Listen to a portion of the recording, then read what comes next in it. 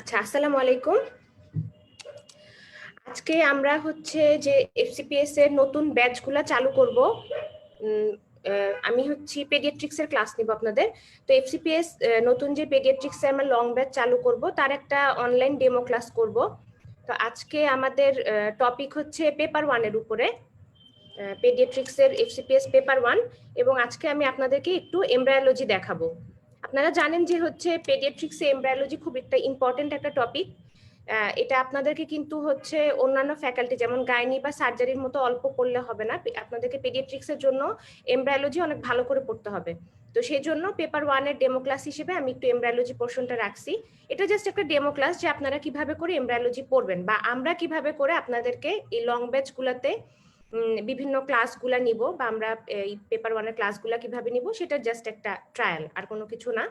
তো ওই ক্লাসটা আমরা মোটামুটি ওপেন ফর অল রাখছি যাতে আপনারা সবাই দেখতে পারেন এবং একটু আপনাদের আইডিয়া নিতে পারেন। তো প্রথমে আমি একটু আমাদের সিনাপস মেডিকেল একাডেমি সম্পর্কে বলবো। তো যারা আমাদের পেজে রেগুলার তারা সবাই অলরেডি ব্যাপারটা দেখছেন যে হচ্ছে এবার কিন্তু আমাদের এফসিপিএস পেডিয়াট্রিক্সে বলেন বা হচ্ছে পেডিয়াট্রিক্সের রেসিডেন্সি পরীক্ষা বলেন, সবখানে কিন্তু আমাদের পেডিয়াট্রিক্স ফ্যাকাল্টির রেজাল্ট অনেক বেশি ভালো। বিশেষ করে রেসিডেন্সিতে কিন্তু আমাদের পেডিয়াট্রিক্স থেকে এবার অনেক স্টুডেন্ট চান্স পাইছে আল্লাহর রহমতে। তো রেসিডেন্সির পরই হচ্ছে এফসিপিএস পরীক্ষাটা ছিল। এফসিপিএসও আমরা অনেকগুলো আমাদের স্টুডেন্ট এখানে চান্স পেয়েছেন। তো অবশ্যই আপনাদের চেষ্টা ছিল, নিজের চেষ্টা ছাড়া কোনো কিছুই হয় না। আমরা টিচাররা হচ্ছে আপনাদেরকে ছোট একটা জাস্ট গাইডলাইন দেওয়ার জন্য আসি। আর আমরা যারা পাশ করছি তো আমাদের যতটুকু নলেজ বা আমরা কিভাবে পড়াশোনা করছি বা আমাদের স্ট্র্যাটেজি এগুলো আপনাদের সাথে শেয়ার করব, কিন্তু পড়াটা কিন্তু সম্পূর্ণই আপনার নিজের। আপনি কতটুকু পরিশ্রম করলেন, আপনার পরীক্ষা যে আপনি অ্যাপিয়ার করবেন আপনার পড়ার স্টাইলটা ঠিক আছে কিনা বা আপনার হচ্ছে টেকনিক ঠিক আছে কিনা, এটা আপনার উপর ডিপেন্ড করতেছে। শুধু কিন্তু পড়লেই হয় না। অনেকেই বলে যে হচ্ছে এত পড়লাম তাও আমি পরীক্ষায় পাশ করলাম না। ব্যাপারটা তা না, আপনি এত পড়তে হবে ব্যাপারটা সেরকম না। আপনাকে বুঝতে হবে যে কোন জিনিসটা আপনি অল্প পড়লেও অনেক বেশি ওখান থেকে কোয়েশ্চেন পাবেন। হ্যাঁ, কোন জিনিসটা অল্প সময়ে পড়ে আপনি আউটপুট ভালো দিতে পারবেন। তো এটাই হচ্ছে পরীক্ষার ভালো করার মেইন স্ট্র্যাটেজি। আপনাকে বুঝতে হবে যে কোশ্চেন কোথা থেকে বেশি আসে এবং কোন জিনিসগুলো থেকে বারবার কোশ্চেন আসে, সেগুলো সবসময় আগে পড়তে হবে।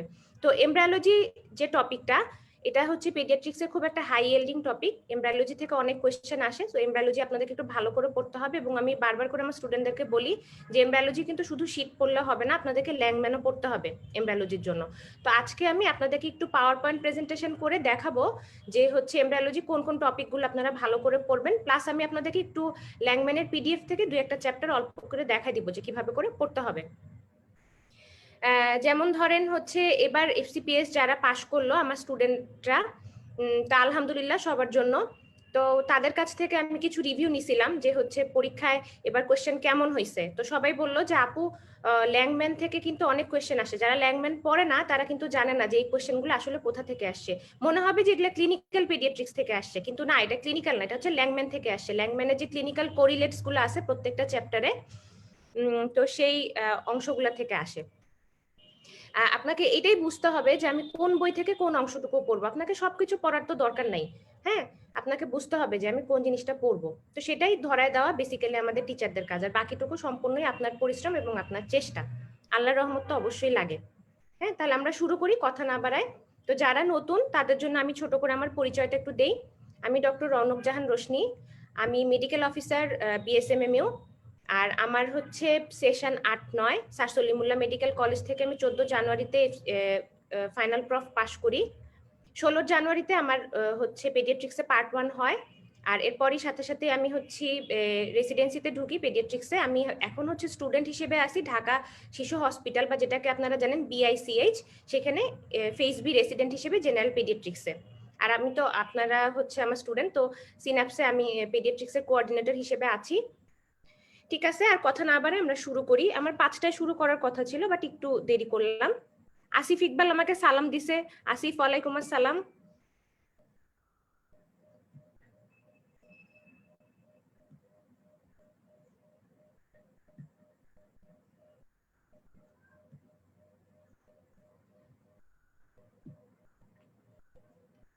একটা কথা আবারও বলি, সেটা হচ্ছে এটা কিন্তু জাস্ট একটা ডেমো ক্লাস, হ্যাঁ?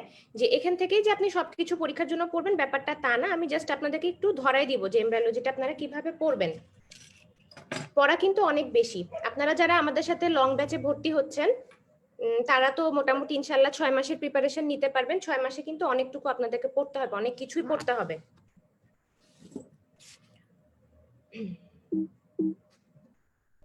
আচ্ছা, প্রথমে আমরা আসি, এমব্রায়োলজিকে আমরা দুই ভাগে ভাগ করি। একটা হচ্ছে জেনারেল এমব্রায়োলজি, আর একটা হচ্ছে সিস্টেমিক এমব্রায়োলজি। তো জেনারেল এমব্রায়োলজি থেকে যে জেনারেল টপিকগুলো যেগুলো ল্যাংম্যানের প্রথম দিকে আসে সিস্টেমিকে ঢুকার আগে, সেই অংশটুকু জেনারেল এমব্রায়োলজি। জেনারেল এমব্রায়োলজি থেকে যেমন কোয়েশ্চেন আসে, এখন কিন্তু সিস্টেমিক এমব্রায়োলজি থেকেও অনেক কোয়েশ্চেন আসে, বিশেষ করে জিআই ট্র্যাক্ট, ইউরোজেনিটাল সিস্টেম, আর হচ্ছে হার্টের ডেভেলপমেন্ট, এগুলো থেকে অনেক কোয়েশ্চেন আসে। আপনাদের কাছে মনে হবে যে এই কোয়েশ্চেনগুলো আপনার আসছে হচ্ছে জেনারেল অ্যানাটমি থেকে, বাট না, জেনারেল অ্যানাটমি বই ওই জিনিসগুলো আপনি খুঁজে পাবেন না। খুঁজে পেতে হলে আপনাকে ল্যাংম্যানটা একটু দেখতে হবে। ল্যাংম্যানটা অনেকেই পড়েন না, ল্যাংম্যানটা আপনাদেরকে অবশ্যই পড়তে হবে। আরেকটা জিনিস আমি শুরুতেই বলি, যারা নতুন, বারবার করে কথাটা আমি সবাইকেই বলি, সেটা হচ্ছে ইসে BCPS একটা সিলেবাস আছে কিন্তু, হ্যাঁ, আজই যে পাওয়া যায় 30-40 টাকা দাম, ওই সিলেবাসটা প্লিজ আপনারা একটু ফলো করবেন। সিলেবাস অনেকেই দেখেন না, বা আপনারা এটা জানেনই না যে সিলেবাস একটা পাওয়া যায়। সিলেবাসটা ফলো করবেন। সিলেবাসে যে আনকমন ডিজিজগুলোর কথা বলা থাকে ওগুলা থেকে কিন্তু কোয়েশ্চেন আসে। এবার আপনাদের হচ্ছে পার্ট 1 পরীক্ষায় কিছু অদ্ভুত কোয়েশ্চেন আসে, যেমন হচ্ছে ক্র্যানিওসিনোস্টোসিস, তারপরে উইসকট এলড্রিক সিনড্রোম।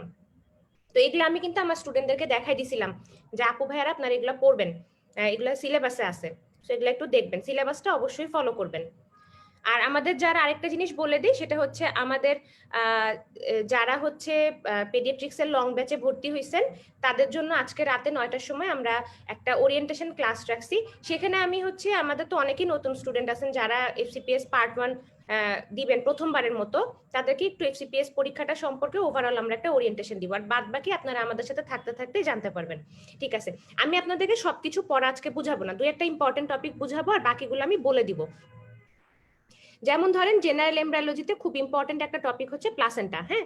তো প্লাসেন্টা হচ্ছে এখান থেকে কি আসে, প্লাসেন্টার স্ট্রাকচারটা খুব ইম্পর্টেন্ট, যেমন প্লাসেন্টার ওয়েট কত, থিকনেস কতটুকু, হ্যাঁ? তারপরে হচ্ছে অন অ্যান এভারেজ প্লাসেন্টার ওয়েট হচ্ছে 500 গ্রাম। এটা যদি বাচ্চা বড় হয়, ম্যাক্রোসোমিয়া হয়, প্লাসেন্টা বড় হবে। বাচ্চা যদি ছোট হয় বা IUGR হয়, প্লাসেন্টা ছোট হবে। তারপরে প্লাসেন্টার ডায়ামিটার হচ্ছে 15 থেকে 20 সেন্টিমিটার। তারপরে হচ্ছে ফিটো প্লাসেন্টাল রেশিও হবে 6:1, মানে বাচ্চা যদি 6 অংশ হয় প্লাসেন্টা হবে 1 অংশ। তো এটা হচ্ছে এরকম প্লাসেন্টার স্ট্রাকচারটা আপনারা পড়বেন। তারপরে প্লাসেন্টার দুইটা অংশ আছে, ম্যাটার্নাল আর ফিটাল পার্ট। কোনটা কোথা থেকে ডেভেলপ করে, কোরিওনিক ফন্ডোসাম থেকে আসে হচ্ছে ফিটাল পার্ট, আর ডেসিডুয়া ব্যাসালিস থেকে আসে হচ্ছে ম্যাটার্নাল পার্ট, এটা ডেভেলপমেন্ট। প্লাসেন্টার কাট সেকশন পড়তে হবে, যে প্লাসেন্টাকে আপনি ক্রস সেকশন করলে কি কি লেয়ার পাবেন। তারপরে প্লাসেন্টাল ব্যারিয়ার বলে একটা ব্যাপার আছে, যে হচ্ছে ইউটেরাস থেকে প্লাসেন্টার মাঝখানে কি কি ব্যারিয়ার সেকশন করলে কি কি ব্যারিয়ার পাওয়া যায়। সেই ব্যারিয়ারটা হচ্ছে আপনার যখন ফার্স্ট বা সেকেন্ড ট্রাইমেস্টার পর্যন্ত ঠিক থাকে ব্যারিয়ারটা, তখন লেয়ার বেশি থাকে।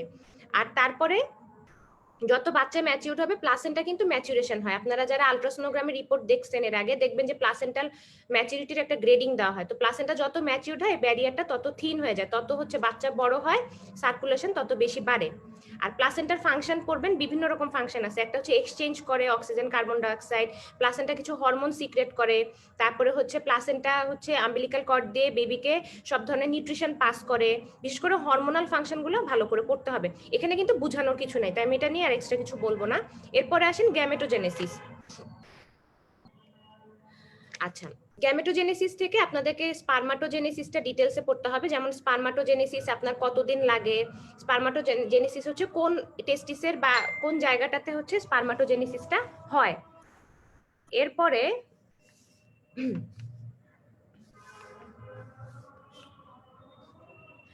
স্পারমাটোজেনেসিসের পাথওয়ে যেটা, যে হচ্ছে স্পার্মটা ম্যাচিউরড হওয়ার পর কোন কোন পাথওয়ে দিয়ে আসে, আপনার হচ্ছে কতদিন সময় লাগে, টোটাল সময় লাগে আপনার 82 দিন। 70 দিন থাকে হচ্ছে সে হচ্ছে টিউবিউলে, আর 12 দিন থাকে হচ্ছে আপনার এই যে ইপিডিডাইমিস, তারপরে টেস্টিসে আসতে 12 দিন। তো টোটাল 82 দিনের মতো সময় লাগে। তারপরে হচ্ছে আপনার স্পারমাটোজেনেসিসের পরের যে স্টেপটা, সেটার নাম হচ্ছে স্পার্মিওজেনেসিস। স্পার্মিওজেনেসিসে কি হয়, একটা স্পার্ম ম্যাচিউরড হয়। স্পার্ম যখন ম্যাচিউরড হয় তখন কোন কোন অংশ, যেমন স্ট্রাকচার অফ দ্য স্পার্ম, এটা জানতে হবে। স্পার্মের কি থাকে, হেড বডি টেইল থাকে, হেডের মধ্যে কি থাকে, বডিতে কি থাকে, টেইলে কি থাকে। যখন ফার্টিলাইজেশন হয় স্পার্মের কিন্তু আপনার বডি এবং টেইল শেডিং হয়ে যায়, শুধু হেডটা হচ্ছে আপনার ওভামের সাথে ফিউজ করে। তাহলে বডিতে থাকে মাইটোকন্ড্রিয়া। তাহলে একটা বাচ্চার জাইগোট কখনোই হচ্ছে বাবার কাছ থেকে মাইটোকন্ড্রিয়া পায় না, পায় হচ্ছে মায়ের কাছ থেকে। ঠিক আছে, তারপরে আপনাকে এগুলো পড়তে হবে স্পারমাটোজেনেসিস থেকে। খুব ভালো হবে যদি ল্যাংম্যান পড়েন, অথবা জেনারেল এমব্রিওলজি পোর্শনটা শীট পড়লেও চলে। তারপরেও আমি মনে করি যে ল্যাংম্যান না পড়লে আপনার অ্যাডিকুয়েট পড়া হবে না। আর আপনারা যারা এবার লম্বা সময় নিয়ে প্রিপারেশন নিচ্ছেন, মনে করেন আপনারা জুলাইতে পরীক্ষা দিবেন, আপনাদের হাতে অনেক সময় আছে, প্লিজ একটু সময় দিয়ে আপনারা এমব্রিওলজিটা পড়বেন। এরপরে আসুন উজেনেসিস। উজেনেসিসে কিন্তু অনেক ট্রিকি কোয়েশ্চেন হয়। যেমন উজেনেসিসটা শুরু হয় কখন, বাচ্চা জন্মের আগে শুরু হয়, একটা ফিটাস থেকেই কিন্তু মেয়ে বাচ্চার উজেনেসিস শুরু হয়। তারপরে সেটা একটা পর্যায়ে গিয়ে অ্যারেস্ট হয়ে যায়, তারপরে আবার গিয়ে পিউবার্টিতে উজেনেসিসের বাকি অংশ হয়। তারপরও উজেনেসিস শেষ হয় না, যখন গিয়ে ফার্টিলাইজেশন হয় তখন ফাইনাল উজেনেসিসের স্টেপ কমপ্লিট হয়। তো কখন কোন ফেজে উজেনেসিসটা অ্যারেস্ট হচ্ছে এটা জানতে হবে, কোনটা হ্যাপ্লয়েড কোনটা ডিপ্লয়েড এটা জানতে হবে। ঠিক আছে, এগুলা গ্যামেটোজেনেসিস থেকে এই কোশ্চেনগুলোই আসে। এরপরে আসেন ফার্টিলাইজেশন। আচ্ছা, ফার্টিলাইজেশন যে এখান থেকে আসবে হচ্ছে আপনার পরীক্ষার কোশ্চেন, যে ফার্টিলাইজেশনে কি কি ফেজ আছে। ফেজ আছে, একটা হচ্ছে penetration of zona pellucida, penetration of corona radiata, এই যে ফেজগুলা, হ্যাঁ এই ফেজগুলাতে আপনার স্পার্ম কি কি হরমোন বা এনজাইম সিক্রেট করে ভিতরে ঢুকতেছে সেগুলা জানতে হবে। ফার্টিলাইজেশনের রেজাল্ট, এখান থেকে বারবার কোশ্চেন আসে। রেজাল্টটা কি, ফার্টিলাইজেশনের মাধ্যমে একটা হচ্ছে আপনার ইসে হয়, ফার্টিলাইজেশনের মাধ্যমে একটা গ্যামেটের ডিপ্লয়েড নাম্বারটা হচ্ছে ঠিক হয়। আগে তো ছিল এক একটা গ্যামেট হ্যাপ্লয়েড, ফার্টিলাইজেশনের পরে একটা হিউম্যান বডি ডিপ্লয়েড সংখ্যা পাচ্ছে ক্রোমোজোমের। তারপরে ফার্টিলাইজেশনের ফলে হচ্ছে ক্রোমোজোমাল সেক্স ডিটারমাইন হয়, ফার্টিলাইজেশনের ফলে পোলার বডি তৈরি হয়। এগুলো হচ্ছে ফার্টিলাইজেশনের রেজাল্ট। এরকম 5টা রেজাল্ট আছে, এটা আপনারা পড়বেন। ইমপ্ল্যান্টেশনে আসেন। ইমপ্ল্যান্টেশন থেকে আপনাকে পড়তে হবে হচ্ছে ইমপ্ল্যান্টেশন কখন হয়। ফার্টিলাইজেশনে 6 অথবা 7 ডেতে হয়। ইমপ্ল্যান্টেশন কোথায় হয়, posterior wall of the uterus close to the ফান্ডাস, এখানে হচ্ছে ইমপ্ল্যান্টেশন হয়। এর বাইরে যদি কোথাও ইমপ্ল্যান্টেশন হয় সেটা হচ্ছে ইমপ্ল্যান্টেশনের অ্যাবনর্মাল সাইট। তাহলে অ্যাবনর্মাল সাইট কি কি আছে সেটাও আমাদেরকে জানতে হবে। যেমন ইমপ্ল্যান্টেশন কিন্তু সবসময় ওই জায়গায় হবে না, লোয়ার বডি অফ দ্য ইউটেরাসে হইতে পারে, অ্যাম্পুলাতে হইতে পারে, ইউটেরাইন টিউবে হইতে পারে। ইউটেরাইন টিউবে হলে সেটাকে আমরা কি বলি, একটোপিক প্রেগন্যান্সি বলি। তাহলে অ্যাবনর্মাল সাইট অফ ইমপ্ল্যান্টেশন সেটাও আমাদেরকে জানতে হবে। এরপরে আসেন ইমপ্ল্যান্টেশন হলো, এবার হচ্ছে ডেভেলপমেন্ট শুরু হলো। এখন ডেভেলপমেন্টের মধ্যে কিন্তু উইক হিসেবে আমরা পড়ি, হ্যাঁ যেমন 3rd উইক থেকে কি শুরু হয়, 3rd উইক থেকে হচ্ছে অর্গানোজেনেসিস শুরু হয় 8 উইক পর্যন্ত। এটা হচ্ছে একটা ডেভেলপমেন্টের খুব ইম্পর্টেন্ট একটা সেকশন। এই অর্গানোজেনেসিসের পিরিয়ডে যদি কোনো হচ্ছে বাইরে থেকে হচ্ছে কোনো একটা একটা স্ট্রেস আসে, লাইক মা যদি হচ্ছে ড্রাগ অ্যাডিক্টেড হয়, মা যদি কোনো টেরাটোজেনিক ওষুধ খায়, তাহলে কিন্তু এই অর্গানোজেনেসিসের টাইমটাতে কিন্তু বলা থাকে যে এইসব সবকিছু নিষেধ। আদারওয়াইজ কনজেনিটাল অ্যাবনর্মালিটিগুলো সব এই অর্গানোজেনেসিসের পিরিয়ড থেকে শুরু হয়। হ্যাঁ, 3rd উইক থেকে 8th উইক পর্যন্ত। আচ্ছা, এর আগে 2nd উইকে যেটা বলতেছিলাম, 1st week 2nd week, 2nd week থেকে যে জায়গাটা থেকে পরীক্ষায় প্রশ্ন আসে সেটা হচ্ছে 2nd উইকে কি কি চেঞ্জ হয়। 2nd উইকে সবচেয়ে বড় চেঞ্জ হচ্ছে এখানে জার্ম ডিস্ক যেটা ফর্মেশন হয় সেটা হচ্ছে বাইলামিনার জার্ম ডিস্ক হয়। ঠিক আছে, বাইলামিনার জার্ম ডিস্কে কি কি থাকে, আমি খুব ভালো হতো যদি আপনাদেরকে আমি ক্লাসটা আর একটু লম্বা করে নিতে পারতাম, তাহলে আপনাদেরকে ছবি দেখায় আমি সবকিছু বুঝাই দিতে পারতাম, বাট সেগুলো আমরা আপনাদের যে মেইন ক্লাসগুলো সেগুলোতে দেখাবো। আজকে যেহেতু ডেমো ক্লাস, আমি জাস্ট আপনাদেরকে ইম্পর্টেন্ট টপিকগুলো হাইলাইট করে দিচ্ছি। তো 8 ডেতে কি হয়, এখানে দুইটা জার্ম লেয়ার তৈরি হয়, এপিব্লাস্ট হাইপোব্লাস্ট, তারপরে ওখান থেকে আবার কি কি সেল আসে, অ্যামনিওটিক ক্যাভিটি তৈরি হচ্ছে, ইয়োক স্যাক তৈরি হচ্ছে, এগুলো হচ্ছে সব 8 ডেতে হয়। তাহলে এটা আপনাদেরকে জানতে হবে যে 8ম দিনে কি কি ঘটনা ঘটে, ইমপ্ল্যান্টেশনের পরের দিন কি কি হয়। এরপরে আসেন খুব একটা ইম্পর্টেন্ট টপিক, এই যে যখন 3rd উইক আসে, 3rd উইকে তৈরি হয় ট্রাইলামিনার জার্ম ডিস্ক, মানে তখন হচ্ছে 3টা লেয়ার হয়ে যায়। তখন হয় হচ্ছে একটোডার্ম, মেসোডার্ম, এন্ডোডার্ম, 3টা লেয়ার হয়। এই 3টা লেয়ারের সবগুলা ডেরাইভেটিভ পড়তে হবে, যেমন একটোডার্ম থেকে আসে neuro ectoderm, surface ectoderm, neuro একটোডার্মের একটা পোর্শন হচ্ছে নিউরাল ক্রেস্ট সেল, যেখান থেকে বারবার করে প্রশ্ন আসে। তাহলে জার্ম লেয়ারের সব ডেরাইভেটিভ আপনাদেরকে একটু কষ্ট করে মুখস্থ করতে হবে। এখানে বেসিক্যালি খুব বেশি বুঝে পড়ার কিছু নাই, জার্ম লেয়ারের ডেরাইভেটিভটা আপনাদেরকে মোটামুটি মুখস্থ করতে হয়। তার মধ্যে বিশেষ করে ইম্পর্টেন্ট কোনগুলা, নিউরাল ক্রেস্ট ডেরাইভেটিভ, মেসোনেফ্রিক, প্যারামেসোনেফ্রিক ডাক্ট থেকে কি কি আসে মনে রাখবেন, প্যারামেসোনেফ্রিক ডাক্ট থেকে ফিমেল জেনিটাল অর্গান আসে, মেসোনেফ্রিক ডাক্ট থেকে মেল জেনিটাল অর্গানগুলো আসে। আর ক্লোয়েকা থেকে কি আসে, ক্লোয়েকা কিন্তু পরে 2 ভাগ হয়ে যায়, একটা হচ্ছে আপনার ইউরোজেনিটাল সাইনাস হয়, আরেকটা হচ্ছে রেকটাম আর অ্যানাল ক্যানেল হয়। ঠিক আছে, এই জিনিসগুলো পড়তে হবে। তারপরে আরেকটা জিনিস আপনাদের পরীক্ষায় আসে, আরেকটা জিনিস পরীক্ষায় আসে, সেটা হচ্ছে অরিজিন অফ দ্য গ্ল্যান্ড। আমাদের বডিতে যতগুলা গ্ল্যান্ড আছে সবগুলাকে কিন্তু আমরা ভাগ করি 3 ভাগে। কিভাবে ভাগ করি, অরিজিন হিসাবে। এখন একটোডার্মাল গ্ল্যান্ড কোনগুলা, যেমন প্যারোটিড গ্ল্যান্ড হচ্ছে ectodermal gland, suit gland ectodermal gland. তারপর মেসোডার্মাল গ্ল্যান্ড কোনগুলা, হ্যাঁ, যেমন স্প্লিন, লিভার, এগুলো হচ্ছে মেসোডার্মাল গ্ল্যান্ড। আবার এন্ডোডার্মাল গ্ল্যান্ড কোনগুলা, হ্যাঁ, তো এরকম করে ভাগ করে পড়তে হবে। থাইরয়েড হচ্ছে এন্ডোডার্মাল গ্ল্যান্ড। তো এরকম করে সবগুলা গ্ল্যান্ডকে আমরা অরিজিন অনুযায়ী 3 ভাগে ভাগ করে পড়বো। এগুলো কিন্তু সবই আপনারা ল্যাংম্যানের মধ্যে সুন্দর করে পাবেন। আর ল্যাংম্যান কিভাবে পড়বেন এটা আমি দেখাই দিচ্ছি একটু পরে। এরপরে আম্বিলিকাল কর্ড থেকে কোয়েশ্চেন আসে, আম্বিলিকাল কর্ডের কাট সেকশন আসে, তারপরে আম্বিলিকাল কর্ডের কি কি অ্যানোমালি হইতে পারে বা আম্বিলিকাল কর্ডের স্ট্রাকচার কি সেটা আসে, আম্বিলিকাল কর্ডের ফাংশনও আসে পরীক্ষায়। এরপরে পড়বেন মনোজাইগোটিক ডাইজাইগোটিক টুইন, এই দুটার পার্থক্য পড়বেন, এটা মাঝে মাঝে আসে, খুব বেশি না, মাঝে মাঝে আসে। এরপর একটা ইম্পর্টেন্ট হচ্ছে composition and function of amniotic fluid, amniotic ফ্লুইডটা কিভাবে তৈরি হচ্ছে, ম্যাটারনাল সোর্স থেকে আসতেছে, হ্যাঁ, বাচ্চার ইউরিন থেকে আসতেছে, বাচ্চা যেটা সোয়ালো করতেছে সেটা হচ্ছে ইউরিন হিসেবে পাস হয়, সেটাও কিন্তু অ্যামনিওটিক ফ্লুইডের মধ্যে কন্ট্রিবিউট করে। মায়ের ব্লাডের যে সেরাম সেখান থেকে অ্যামনিওটিক ফ্লুইড আসতেছে। অ্যামনিওটিক ফ্লুইডের কাজ কি, হাইড্রোস্ট্যাটিক প্রেসার মেনটেন করা, ফিটাসকে প্রোটেকশন দেওয়া, এগুলো পড়তে হবে। এরপরে আসেন কর্পাস লুটিয়াম, যেটা আপনার ওই যে ওভারিয়ান সাইকেলের সাথে আছে। কর্পাস লুটিয়াম কিন্তু 3 রকমের হয়, কর্পাস লুটিয়াম অফ মেনস্ট্রুয়েশন, তারপরে corpus luteum of pregnancy, corpus একটা আছে অ্যালবিকেন্স, যেটা হচ্ছে ডিস্ট্রয় হয়ে গেলে যেই কর্পাস লুটিয়ামটা তৈরি হয়।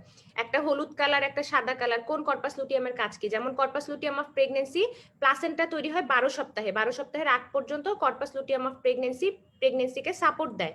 তাহলে সবগুলা কর্পাস লুটিয়ামের ফাংশন আপনাকে জানতে হবে।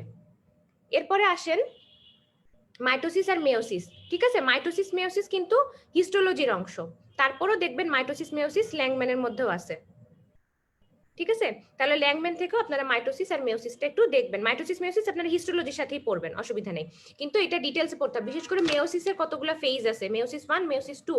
মেয়োসিস 1 এর মধ্যে কিন্তু যে আপনার যে ভাগগুলো আছে, লেপ্টোটিন, জাইগোটিন, প্যাকাটিন, ডিপ্লোটিন, ডায়াকাইনেসিস, এগুলোর মধ্যে কোনটাতে কি হয় এগুলো আসে। তারপরে এটার মাঝখানে হচ্ছে যে জায়গাটা থাকে, মাঝখানে এস ফেজ থাকে, হ্যাঁ, যেখানে ডিএনএ আপনার ফরমেশন হয়, এই জিনিসগুলো ডিটেলসে পড়বেন। আচ্ছা, এরপরে আসেন সিস্টেমিক এমব্রায়োলজি।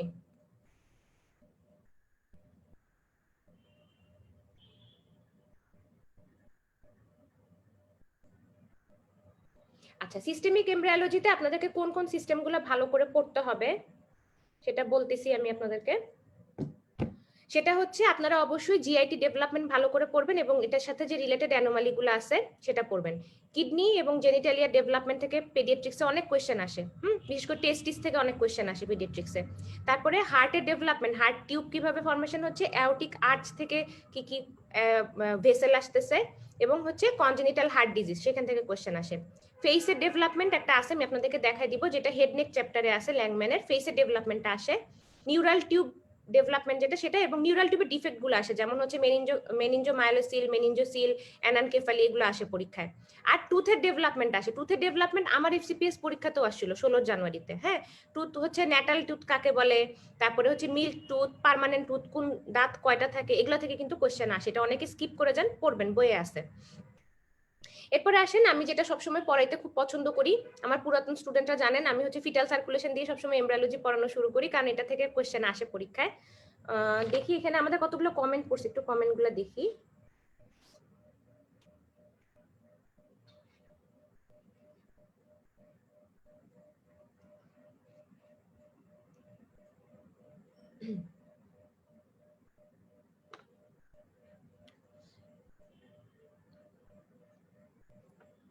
আচ্ছা, একজন ভাইয়া কমেন্ট করছেন যে হচ্ছে আপু এবার এমব্রায়োলজি থেকে কিন্তু 8 থেকে 10টা কোশ্চেন আসছিল। হ্যাঁ, এমব্রায়োলজি থেকে আমি তো বলছি আপনাদেরকে, আপনারা হচ্ছে পেপার 1-এ এমব্রায়োলজি থেকে অনেক কোশ্চেন পাবেন। এমব্রায়োলজি পুরো 5টা স্টেম সহ এমব্রায়োলজি কোশ্চেনও পাবেন, আবার হচ্ছে জেনারেল অ্যানাটমি যে কোশ্চেনগুলো আসবে সেটার একটা স্টেমে কিন্তু ওই অর্গানটার হচ্ছে ডেভেলপমেন্ট সম্পর্কে কোশ্চেন থাকবে। সো সব মিলায় কিন্তু অনেক বেশি এমব্রায়োলজি কোশ্চেন আসে। রেজওয়ানা আপু, হ্যালো হ্যালো দিছেন রেজওয়ানা আপু। আচ্ছা, ফরিদা ফামিয়া আপু, আপনাকে অনেক থ্যাংক ইউ, দোয়া করবেন আমার জন্য। ঠিক আছে, তাহলে আমরা একটু এখন ফিটাল সার্কুলেশনটা দেখি। আপনাদেরকে আমি জাস্ট হাইলাইট করে যাব যে কি কি পড়তে হবে। ফিটাল সার্কুলেশন থেকে আপনাদেরকে কি কি ইনফরমেশন জানতে হবে বলতে আপনাকে জানতে হবে যে ফিটাল সার্কুলেশন শুরু হয় কিভাবে। শুরু হয় হচ্ছে আম্বিলিক্যাল ভেইন দিয়ে, আর্টারি দিয়ে না কিন্তু। হ্যাঁ, আম্বিলিক্যাল ভেইন দিয়ে ফিটাল সার্কুলেশন শুরু হয়। সেখানে প্লাসেন্টা থেকে ফিটাসের গায়ে ব্লাড যায়, সেই ব্লাডটাতে কত পার্সেন্ট অক্সিজেন থাকে? 80% অক্সিজেন থাকে। আম্বিলিক্যাল ভেইন কয়টা থাকে? আম্বিলিক্যাল আর্টারি কয়টা থাকে? আম্বিলিক্যাল ভেইন থাকে 2টা, আম্বিলিক্যাল আর্টারি থাকে 1টা। তারপরে যেটা হয় সেটা হচ্ছে সেখান থেকে ব্লাড 80% স্যাচুরেটেড ব্লাডটা যাবে কোথায়? ইনফিরিয়র ভেনা কাভা দিয়ে বাচ্চার লিভারে যাবে। তা আমরা একটু ছবিটা দেখি, ছবিটা দেখলে আমরা বুঝতে পারবো। এই ছবিটা আমার নেট থেকে নেওয়া, এটা আমি ইন্টারনেট থেকে নামাইছি, ল্যাংম্যানে এই ছবিটা সুন্দর করে দেওয়া আছে, ওটাও দেখতে পারবেন আপনারা। আচ্ছা দেখেন, আম্বিলিক্যাল ভেইন দেখেন, আম্বিলিক্যাল ভেইন দিয়ে আপনারা আসতেছে হচ্ছে অক্সিজেনেটেড ব্লাড, তাই হচ্ছে রেড কালার। এসে সেটা ইনফিরিয়র ভেনা কাভায় ড্রেন করতেছে।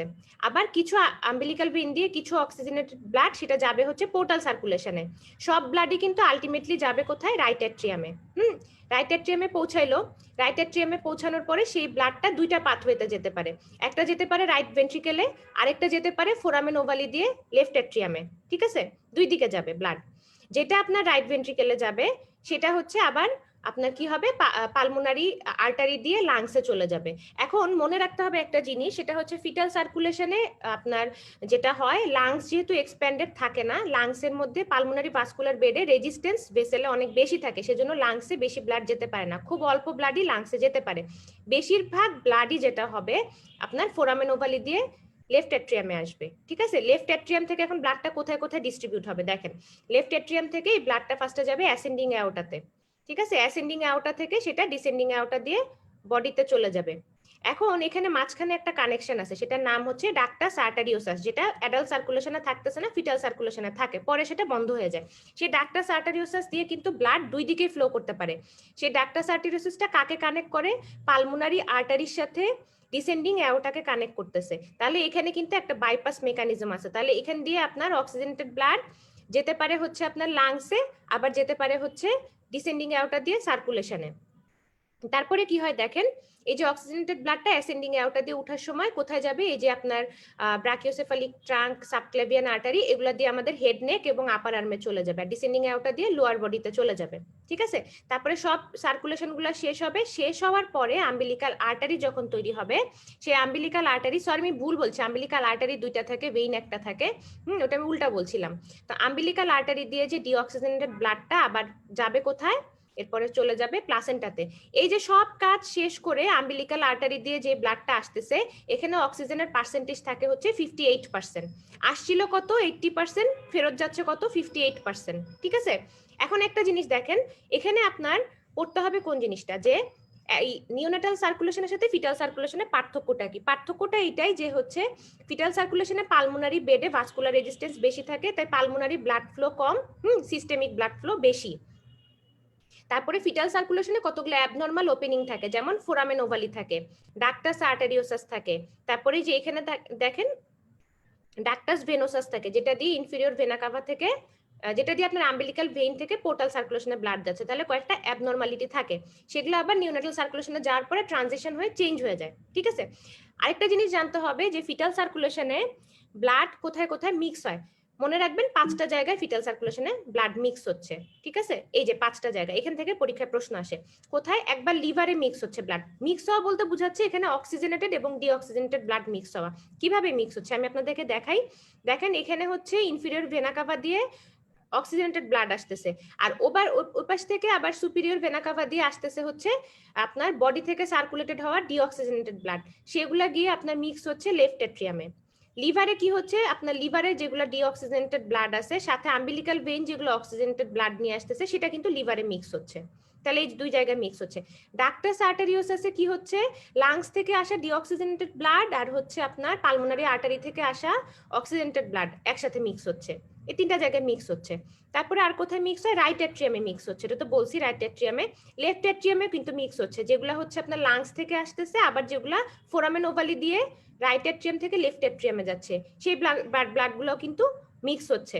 তাহলে এরকম করে 5টা জায়গায় ফিটাল সার্কুলেশনে অক্সিজেনেটেড ডিঅক্সিজেনেটেড ব্লাড মিক্স হয়, এটা আপনাদেরকে জানতে হবে।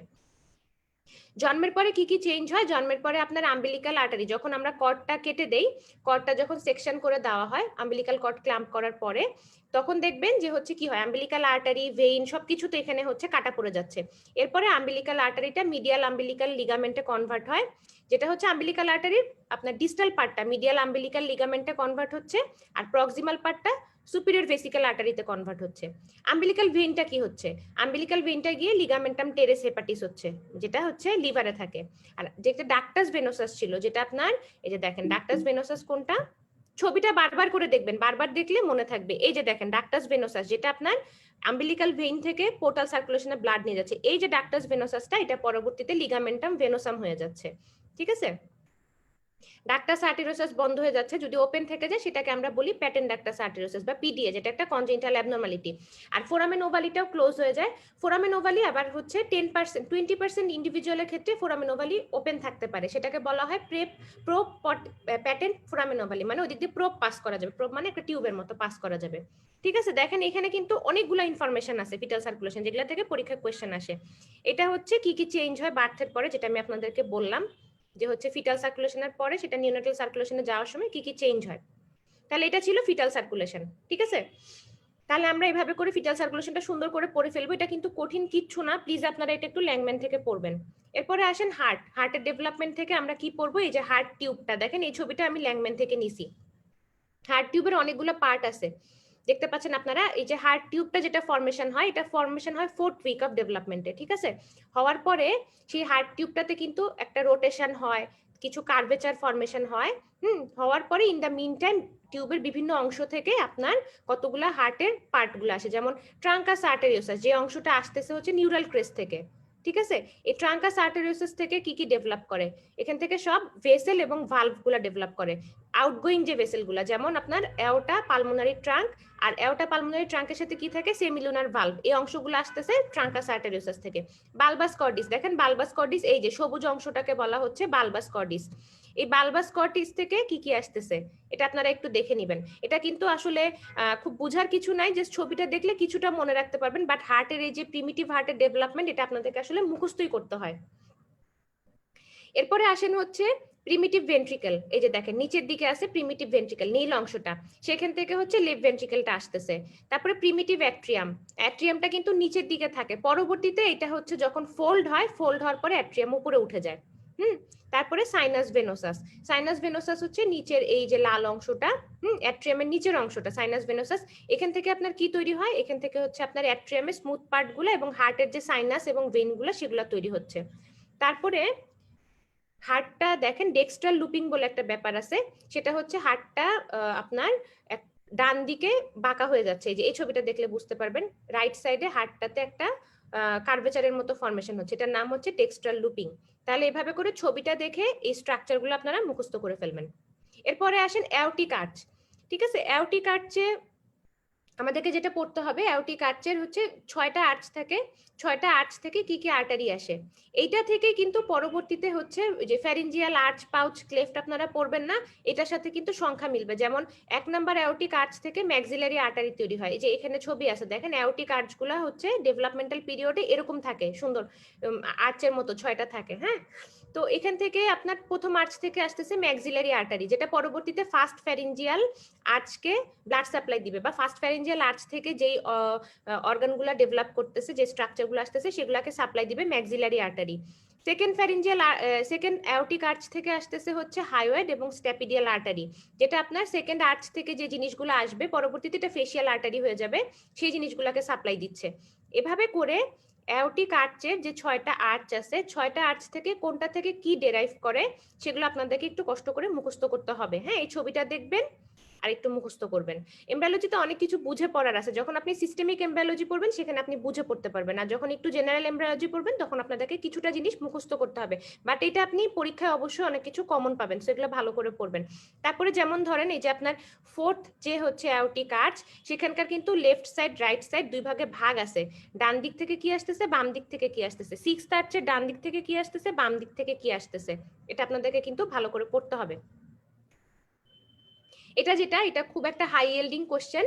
আপনারা এটা যারা অলরেডি 1-2বার পরীক্ষা দিয়েছেন তারা জানেন যে এই যে ফ্যারিঞ্জিয়াল আর্চ, পাউচ, ক্লেফট, এই জিনিসগুলা থেকে অনেকবার প্রশ্ন আসে, এসবিও আসতে পারে, এমসিকিউ আসতে পারে। দেখেন যেমন হচ্ছে প্রথম আর্চটার নাম হচ্ছে ম্যাক্সিলারি বা ম্যান্ডিবুলার আর্চ। হ্যাঁ, ম্যান্ডিবুলার আর্চ প্রথমটা, তাহলে আমি বলছিলাম যে অ্যাওর্টিক আর্চ প্রথমটার থেকে কি আর্টারি আসতেছে, ম্যাক্সিলারি আর্টারি। আর দেখেন ফ্যারিঞ্জিয়াল আর্চে প্রথমটাকে সাপ্লাই কে দিচ্ছে, নার্ভ, ম্যাক্সিলারি নার্ভ দিচ্ছে। ঠিক আছে, এটার আর্টারিটা কিন্তু ম্যাক্সিলারি আর্টারি। ঠিক আছে, তাহলে হচ্ছে যে ফ্যারিঞ্জিয়াল আর্চ, পাউচ, ক্লেফট তিনটাই আপনাদেরকে পড়তে হবে, কোনটাতে কোন নার্ভ সাপ্লাই দিচ্ছে এবং কোনটা থেকে কি স্ট্রাকচার আসতেছে। বিশেষ করে কয়েকটা আনকমন স্ট্রাকচার যেগুলো পরীক্ষায় আসে, যেমন ফার্স্ট আর্চ থেকে আপনার এই যে মেকেলস কার্টিলেজ আসে। ঠিক আছে, কানের বোনসের মধ্যে ম্যালিয়াস আর ইনকাস আসে, কিন্তু স্টেপিসটা আবার আসে হচ্ছে সেকেন্ড আর্চ থেকে, এটা খেয়াল করতে হবে। স্টাইলয়েড প্রসেসটা সেকেন্ড আর্চ থেকে আসে। ঠিক আছে, তারপরে এদিকে আরেকটা জিনিস, যেমন ধরেন হচ্ছে মাসলস অফ ম্যাস্টিকেশন, সেটাকে সাপ্লাই দেয় কে, 5 নাম্বার ক্র্যানিয়াল নার্ভ। তাহলে সেটা 5 নাম্বার ক্র্যানিয়াল নার্ভ কোন আর্চের নার্ভ, ফার্স্ট আর্চের নার্ভ, তাহলে এটা সাপ্লাই পাবে আপনার ট্রাইজেমিনাল নার্ভ থেকে। আর সেকেন্ড আর্চের নার্ভ ফেশিয়াল নার্ভ, সেটা হচ্ছে ফেশিয়াল এক্সপ্রেশনে মাসলকে সাপ্লাই দিচ্ছে। এভাবে করে এটা যদি কোরিলেট করেন, কোরিলেট করলে এটা আপনার আরো ভালো মতো মনে থাকবে। তারপরে আসি ফ্যারিঞ্জিয়াল পাউচ। এই যে এটা হচ্ছে ফ্যারিঞ্জিয়াল আর্চের ছবি, এই ছবিগুলো আমি ল্যাংম্যান থেকে নিছি। ঠিক আছে, দেখেন প্রথমে এই যে ফ্যারিঞ্জিয়াল আর্চটা তৈরি হচ্ছে কিভাবে, তারপরে সেখানে কিভাবে করে ডিভিশন হচ্ছে। আর্চের মাঝখানে যে গর্তের মতো জায়গাটা, এটাকে বলা হয় হচ্ছে ফ্যারিঞ্জিয়াল পাউচ। আর্চ থেকে কিছু জিনিস আসে, পাউচ থেকে কিছু জিনিস আসে। তারপরে দেখেন এটা যখন আরেকটু অ্যাডাল্ট স্ট্রাকচারে চলে গেল, এটা একটা অ্যাডাল্ট স্ট্রাকচার, সেখানে দেখেন ফার্স্ট আর্চ থেকে কি কি আসছে, যে ম্যালিয়াস, ইনকাস, মেকাস কার্টিলেজ।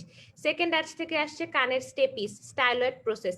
এই ছবিটা যদি দেখেন ডান পাশের ছবিটা, তাহলে আপনাদের এই জিনিসটা আরো ভালো করে মনে থাকবে।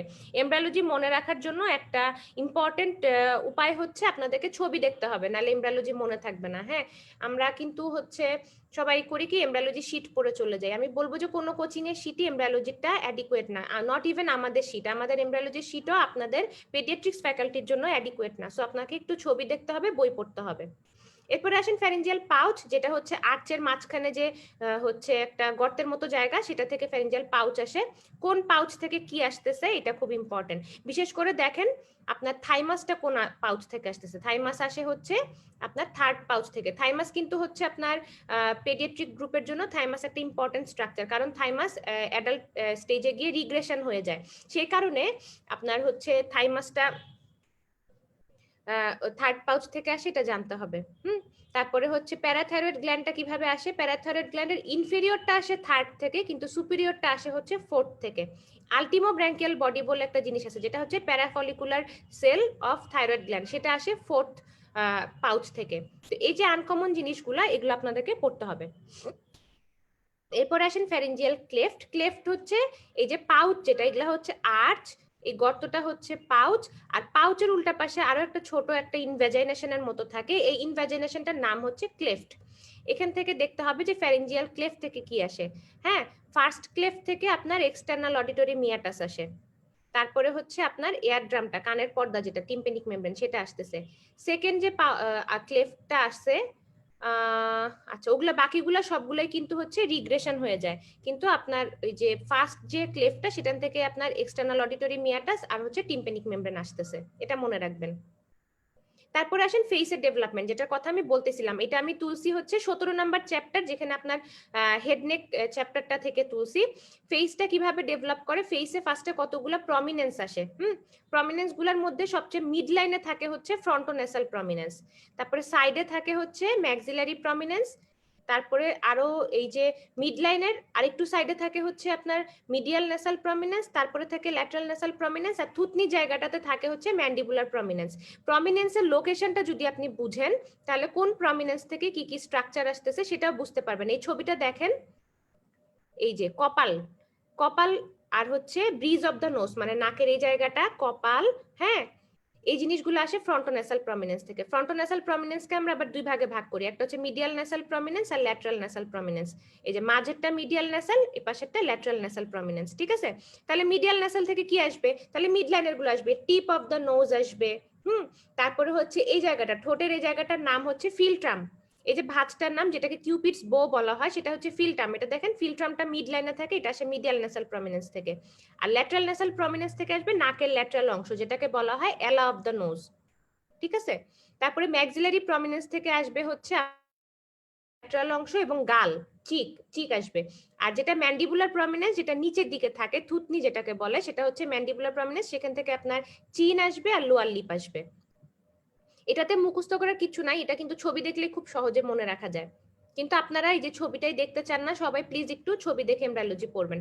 এরপরে আসেন লাংসের ডেভেলপমেন্ট। হ্যাঁ, লাংসের ডেভেলপমেন্টে 4টা পিরিয়ড আছে। লাংস জন্মের পর থেকে আপনার ডেভেলপ করা শুরু করে হচ্ছে 4th 5th উইক থেকে লাং ডেভেলপমেন্ট শুরু হয় এবং 4টা স্টেজের মধ্য দিয়ে পাস করে। প্রথম স্টেজটার নাম হচ্ছে সিউডো গ্ল্যান্ডুলার স্টেজ, এটা হচ্ছে আপনার 16 সপ্তাহ পর্যন্ত বা হচ্ছে 4 মাস পর্যন্ত এই স্টেজটা থাকে। সেখানে কোনো ব্রঙ্কিউল বা রেসপিরেটরি ব্রঙ্কিউল অ্যালভিউলে এগুলো কোনো কিছু থাকে না, এখানে জাস্ট ব্রাঞ্চিং হইতে থাকে। হ্যাঁ, ওই যে লাং বার্ড যেটা আপনার ফোরগাটের ওয়াল থেকে, এন্ডোডার্ম থেকে লাং বার্ড তৈরি হয়, সেখানে ব্রাঞ্চিং হইতে থাকে, হ্যাঁ, ব্রাঞ্চ তৈরি হয়। এই পিরিয়ডটার নাম সিউডো গ্ল্যান্ডুলার পিরিয়ড। এরপরে আসে হচ্ছে ওই ব্রাঞ্চগুলোর ভিতরে ক্যানালিকুলাই বা একটা করে ফোরামেন তৈরি হবে, একটা পাথওয়ে তৈরি হয়, সেটা হচ্ছে ক্যানালিকুলার পিরিয়ড। এটা হচ্ছে আপনার 26 সপ্তাহ, মানে মোটামুটি 7 মাস পর্যন্ত ক্যানালিকুলার পিরিয়ড চলে। এখানে আবার রেসপিরেটরি ব্রঙ্কিউল গুলো তৈরি হচ্ছে ওই পাথওয়েটা হয়ে। তারপরে হচ্ছে টার্মিনাল স্যাক পিরিয়ড, যেটা হচ্ছে জন্ম পর্যন্ত চলে, ঠিক আছে? সেটা হচ্ছে আপনার এখানে কি হবে, অ্যালভিওলাই তৈরি হবে, ক্যাপিলারি গুলো তৈরি হবে ব্লাড ফ্লো এর জন্য। আর অ্যালভিওলার পিরিয়ড যেটা, সেটা হচ্ছে বাচ্চা জন্মের যে জন্মের অ্যারাউন্ড টাইমটাতে যেটা, সেটা হচ্ছে অ্যালভিওলার পিরিয়ড। সেখানে কি হবে, এখানে হচ্ছে অ্যালভিওলাই গুলো ম্যাচিউরড হবে, ইপিথিলিয়াল লাইনিং গুলো আরো ম্যাচিউরড হবে। হ্যাঁ, আর এই টার্মিনাল স্যাক পিরিয়ড যেটা, এটার পরপরই, এটা শেষের দিকেই হচ্ছে আপনার সারফেক্টেন্ট রিলিজ হওয়া শুরু হয়। তাহলে দেখেন লাংসের ডেভেলপমেন্টে কি কি অ্যানোমালি থাকতে পারে। এই বক্সটা আমি তুলছি হচ্ছে ল্যাংম্যান থেকে, ঠিক আছে? ল্যাংম্যান থেকে এই বক্সটা তোলা, এটা হচ্ছে লাংস ডেভেলপমেন্টের শেষের দিকে আছে। তাহলে লাংসের ডেভেলপমেন্টে যদি কোনো প্রবলেম হয়, হ্যালো আম্মু, আম্মু আমি ক্লাস নিচ্ছি আমি 6:30, 6:30 পরে আসলে হবে, যে কোনো সময় 6:30 থেকে 9টার মধ্যে আসলেই হবে। আচ্ছা আমি ক্লাস শেষ করে ফোন দিচ্ছি আম্মু, হ্যাঁ ঠিক আছে, আল্লাহ হাফেজ। তারপরে দেখেন এই যে লাংসের ডেভেলপমেন্টে যদি সারফেক্টেন্ট রিলিজ না হয়, হ্যাঁ, সারফেক্টেন্ট তৈরি হয় হচ্ছে টাইপ 2 নিউমোসাইট। লাংসে দুই ধরনের সেল থাকে, টাইপ 1 এবং টাইপ 2 নিউমোসাইট। টাইপ 2 নিউমোসাইট যদি কোনো কারণে ফর্মেশন না হয়, সারফেক্টেন্ট রিলিজ হবে না। সারফেক্টেন্ট রিলিজ না হলে কি হবে, আপনার রেসপিরেটরি ডিস্ট্রেস সিনড্রোম হবে, বা এটার অপর নাম হচ্ছে হাইলিন মেমব্রেন ডিজিজ। এই যে আরডিএস থেকে পরীক্ষা কোয়েশ্চেন আসে, আপনারা ভাববেন যে এই কোয়েশ্চেনটা মনে হয় ক্লিনিক্যাল পেডিয়াট্রিক্স থেকে আসছে, না, আপনি দেখেন এটা ল্যাংম্যানেরই একটা অংশ, সেজন্য আমি এই বক্সটা তুলে দিছি, ঠিক আছে? তাহলে এই যে আরডিএসটা দেখেন ল্যাংম্যানের মধ্যে আছে, এটা পড়তে হবে আপনাদেরকে। তারপরে আসেন ডায়াফ্রামের ডেভেলপমেন্ট, এটা হচ্ছে আপনার অ্যাবডোমেনের সাথে চলে যায় যদিও, কিন্তু ডায়াফ্রামের ডেভেলপমেন্টটা আপনি বইয়ে পাবেন হচ্ছে ওই যে বডি ওয়াল বডি ক্যাভিটির একটা চ্যাপ্টার আছে ল্যাংম্যানে, সেখানে পাবেন। ডায়াফ্রামের এক একটা অংশ এক এক জায়গা থেকে ডেভেলপ করে, যেমন ডায়াফ্রামের সেন্ট্রাল টেন্ডনটা আসে কোথায়, সেপ্টাম ট্রান্সভার্সাম থেকে। তারপরে হচ্ছে ডায়াফ্রামের যে পেরিফেরাল পার্টগুলো আছে, হ্যাঁ, সেইটা আসে হচ্ছে আপনার সেন্ট্রাল টেন্ডনে, যে হচ্ছে আপনার ডায়াফ্রামের যে পেরিফেরাল অংশ, সেটা আসে হচ্ছে প্লুরোপেরিটোনিয়াল মেমব্রেন থেকে। ডায়াফ্রামের কতগুলো ক্রুরা থাকে, হ্যাঁ, এক্সট্রা কিছু প্রজেকশন থাকে, সেগুলো আসে ডর্সাল মেসেন্টারি অফ ইসোফেগাস থেকে। আবার এই যে ডায়াফ্রামের লার্জ যে পেরিফেরাল পার্টটা সেটা আসে হচ্ছে বডি ওয়ালের মেসোনাম থেকে। তাহলে দেখেন ডায়াফ্রাম কতগুলা সোর্স থেকে ডেভেলপ করতেছে। এই ডায়াফ্রামের ডেভেলপমেন্টটা অবশ্যই আপনারা একটু দেখবেন। আচ্ছা, এরপরে আমরা এখন একটু ল্যাংম্যান পড়বো। এই আমার স্লাইড এখানে দেখানো শেষ, ঠিক আছে? আমরা এখন একটু ল্যাংম্যানে চলে যাব। ল্যাংম্যানটা কিভাবে পড়বেন সেটা আমি আপনাদেরকে একটু দেখাই দিব।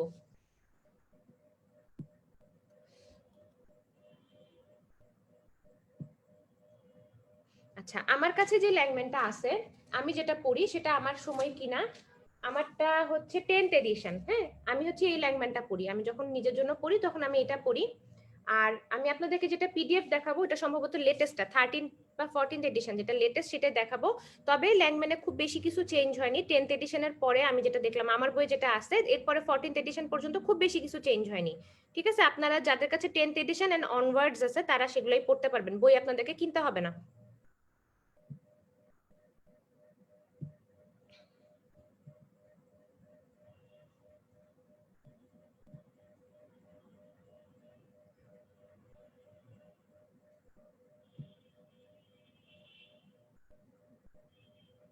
আচ্ছা, আমি একটু দেখি আমার ল্যাংম্যানটা কোন এডিশন। হ্যাঁ, আমারটা হচ্ছে 12তম এডিশন। এই পিডিএফটা হচ্ছে 12তম এডিশন। ঠিক আছে,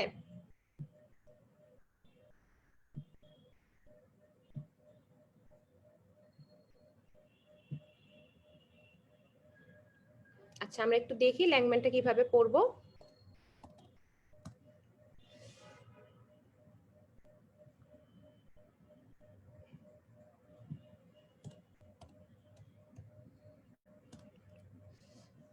আচ্ছা, আমরা একটু জিআই ট্র্যাক্টের ডেভেলপমেন্ট আপনাদেরকে দেখাবো। হ্যাঁ, জাস্ট হচ্ছে পড়তে হবে কিন্তু আপনাকে ল্যাংম্যান থেকে অনেক কিছু, যেমন হচ্ছে আপনাকে হার্টের ডেভেলপমেন্ট, তারপরে হার্ট রিলেটেড কনজেনিটাল অ্যাবনর্মালিটি আপনাকে পড়তে হবে, তারপরে হচ্ছে জিআই ট্র্যাক্ট রিলেটেড অ্যাবনর্মালিটি গুলো পড়তে হবে, জেনিটোরিনারি সিস্টেমটা আপনাকে ল্যাংম্যান থেকে পড়তে হবে। কিন্তু আমি আপনাকে জাস্ট একটা চ্যাপ্টার দেখাই দিব আপনাদেরকে, আপনারা ওভাবে করে বাকিগুলো চ্যাপ্টার পড়বেন।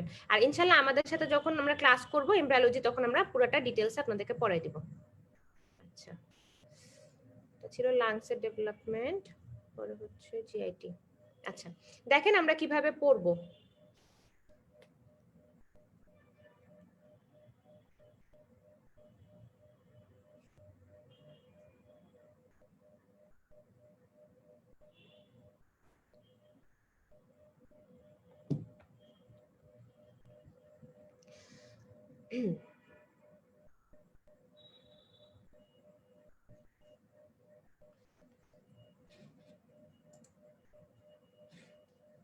আচ্ছা, আশা করি দেখা যাচ্ছে।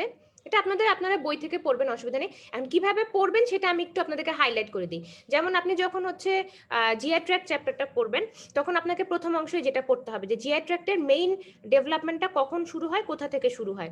জিআই ট্র্যাক্টটা তৈরি হয় হচ্ছে আপনার এমব্রায়োটা যখন একটা প্রিমিটিভ গাট বলে একটা অংশ তৈরি করে, হ্যাঁ, যেটা এন্ডোডার্মাল লাইনিং থাকে। হ্যাঁ, এই প্রিমিটিভ গাটের আবার দুটো অংশ থাকে, একটা হচ্ছে ইয়োক স্যাক আর একটা হচ্ছে অ্যালান্টয়েস। ঠিক আছে, তারপরে এই প্রিমিটিভ গাটটা আবার হচ্ছে তিনটা টিউবে ভাগ হয়। প্রথম অংশটুকুর নাম ফোর গাট, তারপরে মিড গাট, তারপরে হাইন গাট।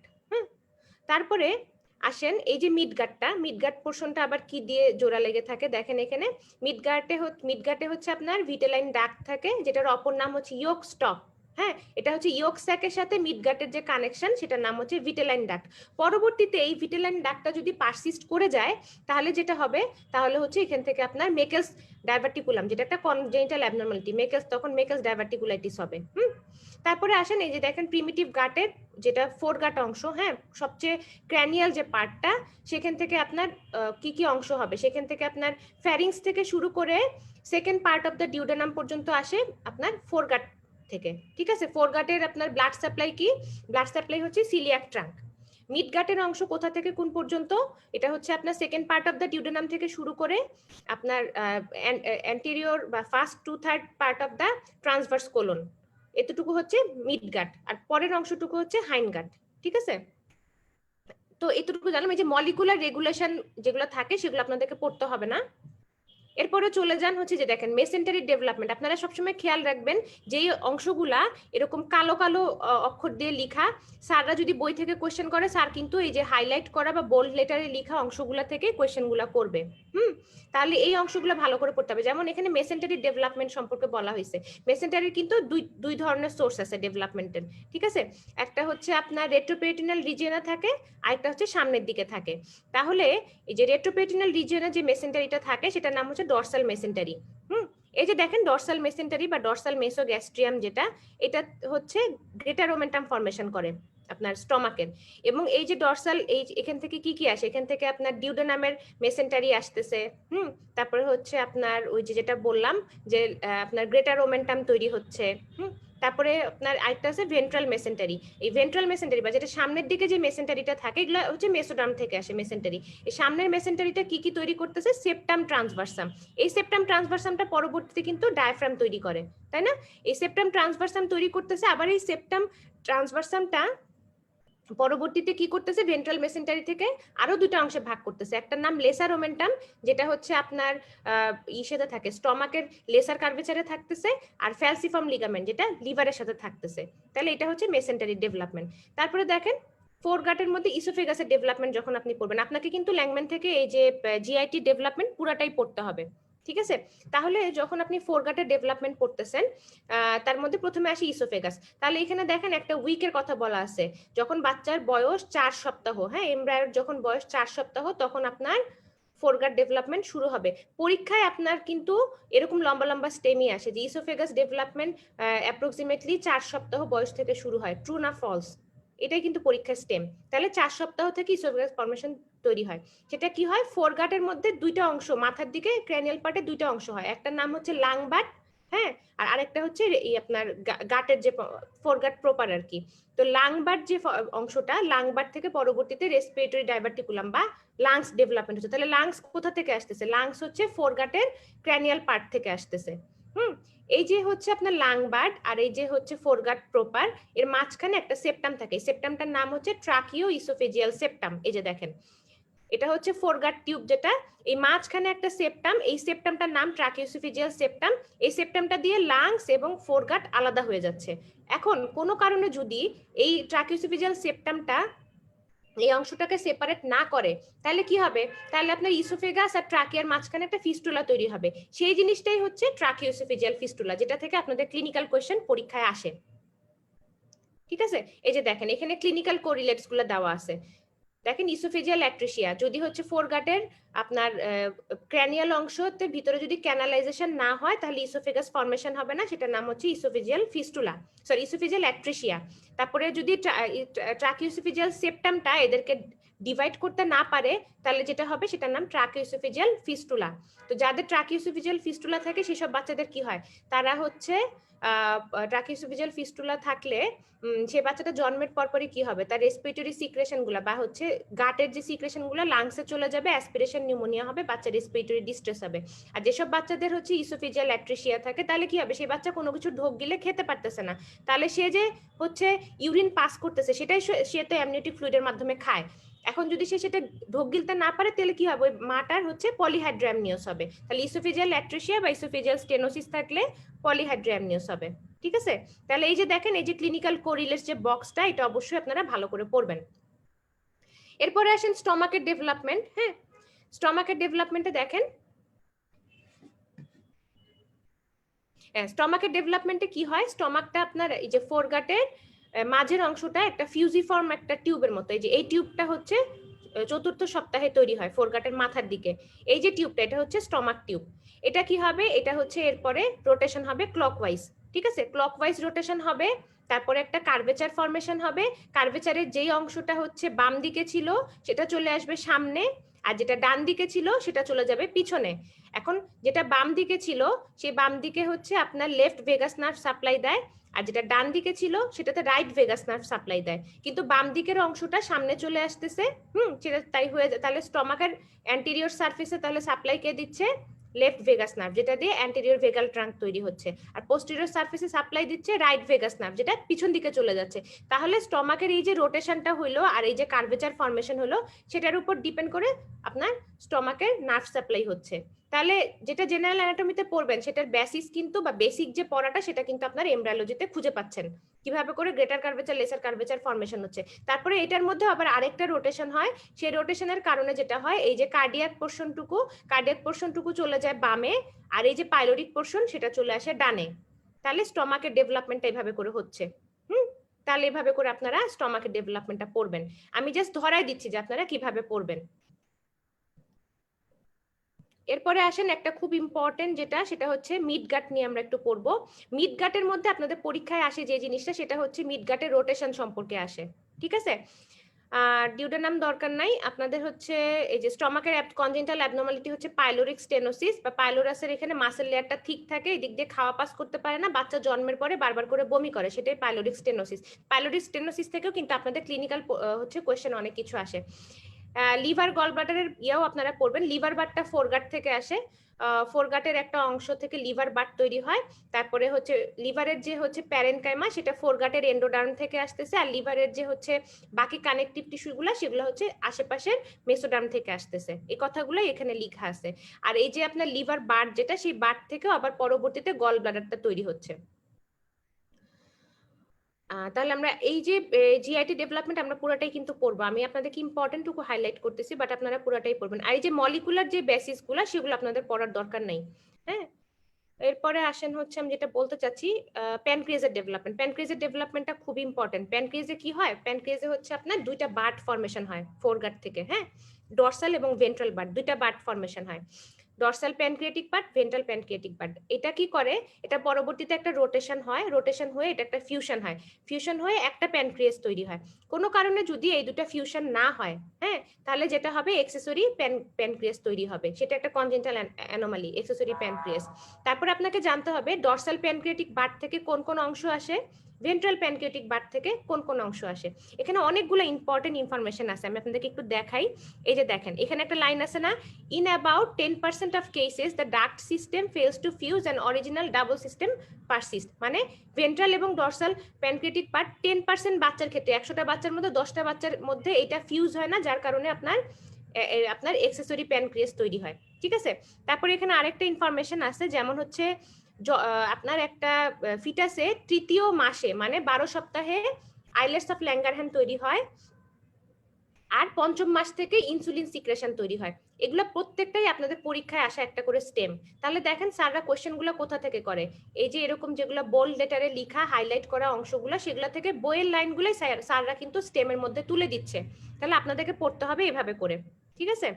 তাহলে প্যানক্রিয়াসের এই যে accessory pancreatic tissue, annular pancreas, যেটা বললাম এক্সেসরি প্যানক্রিয়াস বা অপর নাম হচ্ছে অ্যানুলার প্যানক্রিয়াস, এগুলা কিন্তু পরীক্ষার কোশ্চেন পড়বেন।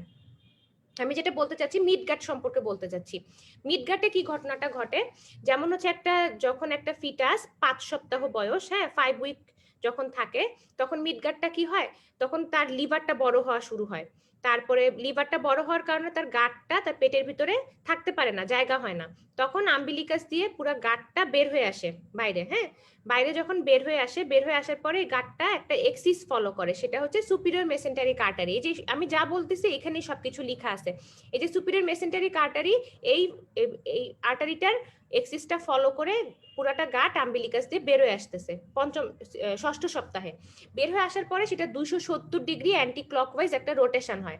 সেই রোটেশনটা হওয়ার পরে আবার যখন বাচ্চা বডি ওয়াল বড় হয়ে যায়, লিভারটা যখন একটু রিগ্রেস করে যায়, 10ম সপ্তাহে এই গাটগুলো আবার পেটের ভিতরে ফেরত চলে যায় আম্বিলিকাস দিয়ে, গিয়ে গাটগুলো যে যার পজিশনে চলে যায়, যেমন স্টমাক বামে যাবে, ডিউডেনাম যাবে ডানে, এভাবে যে যার পজিশনে ফেরত যায়।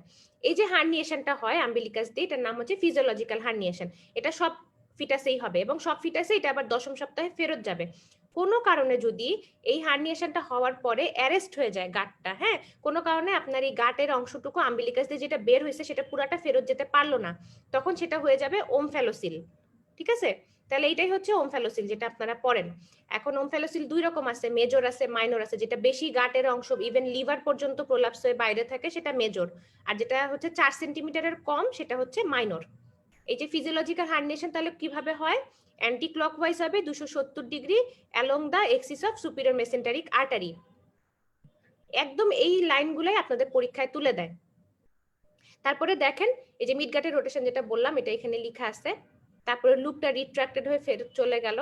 এই যে দেখেন ক্লিনিক্যাল কোরিলেট, এখানে আপনার ওমফ্যালোসিল এবং গ্যাস্ট্রোস্কাইসিসের কথা লেখা আছে। এই যে মিডগাট, যেটা মিডগাটে যেটা ফেরত যেতে পারতেছে না, ওই অংশটা হয়ে যাচ্ছে ওমফ্যালোসিল, যেটা থাকতেছে মিড লাইনে আম্বিলিকাস দিয়ে বের হচ্ছে এবং এখানে একটা ইয়োক স্যাকের কাভারিং থাকতেছে বা অ্যামনিওটিক কাভারিং থাকতেছে। গ্যাস্ট্রোস্কাইসিস একটা অন্য জিনিস, সেটা হচ্ছে বডি ওয়ালে যদি কোনো ডিফেক্ট থাকে, বিশেষ করে আম্বিলিকাসের ডান পাশে থাকে, বডি ওয়াল যদি প্রপারলি ফর্মেশন না হয়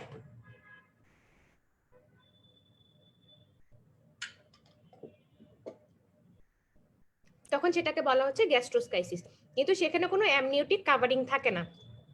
গ্যাস্ট্রোস্কাইসিস এবং ওমফ্যালোসিল থেকে কিন্তু পরীক্ষা আপনাদের প্রশ্ন আসে। এরপরে মিডগাটের একটা অংশের নাম হচ্ছে ভিটেলাইন ডাক্ট। হ্যাঁ, ভিটেলাইন ডাক্টটা কিন্তু আপনার নর্মালি রিগ্রেস করে যাওয়ার কথা, কিন্তু 2 থেকে 4% কেসে এই ভিটেলাইন ডাক্টটা থেকে যায়।